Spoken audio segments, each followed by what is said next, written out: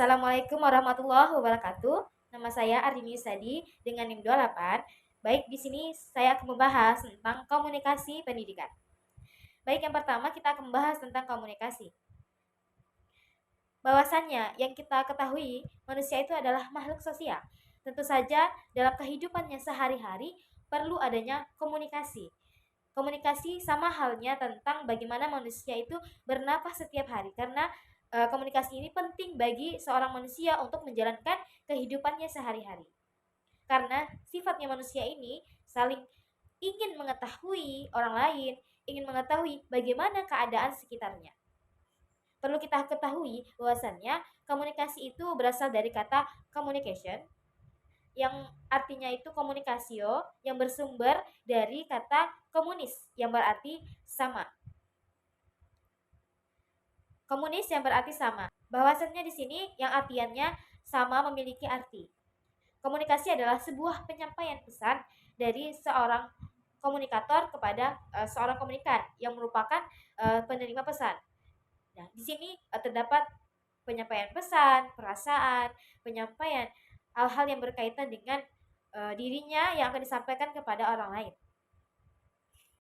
Komunikasi menurut istilah.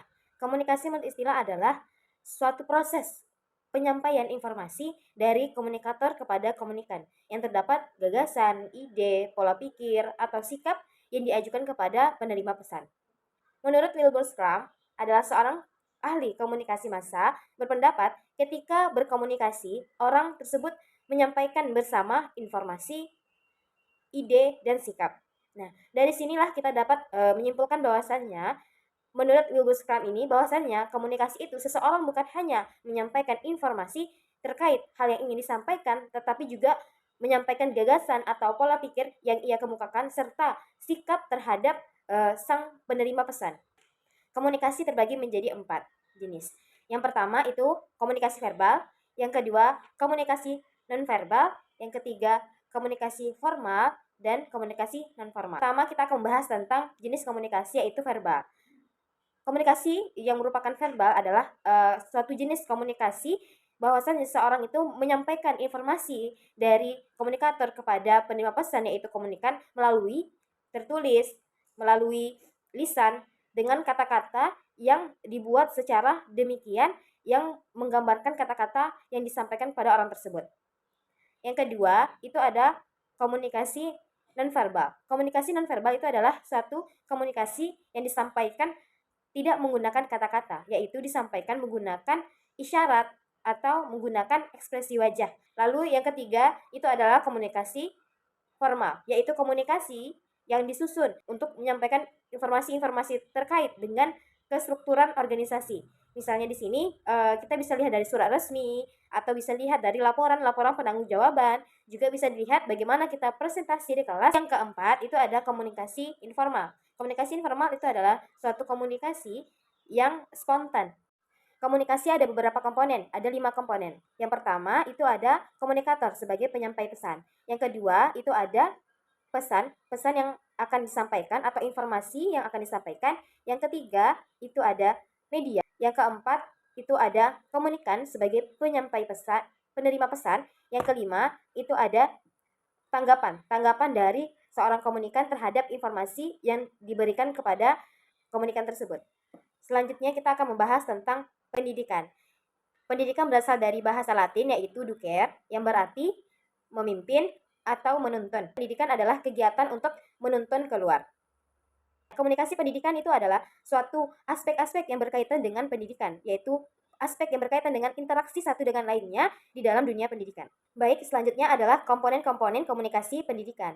Yang pertama itu ada pendidik. Pendidik di sini adalah seorang guru. Bagaimana seorang guru itu mengarahkan, membimbing, menuntun peserta didik dalam suatu proses pendidikan agar mencapai tujuan pendidikan yang diinginkan. Nah, di sini yang kedua yaitu peserta didik. Peserta didik adalah seorang yang belajar di dalam dunia pendidikan. Yang terdapat juga di dalam Undang-Undang Sisdiknas nomor 20 tahun 2003 tadi, bahwasanya peserta didik itu adalah seorang komponen yang berasal dari masyarakat yang berkaitan dengan usaha untuk mengembangkan potensi dirinya yang akan dilakukan sepanjang waktu.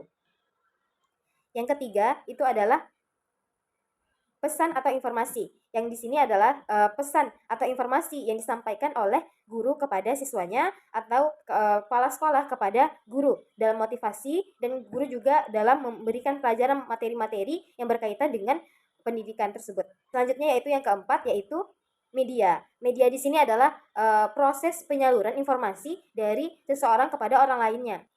Yang kelima yaitu efek, dan yang keenam itu adalah timbal balik. Selanjutnya, komunikasi pendidikan ini diimplikasikan kepada pembelajaran.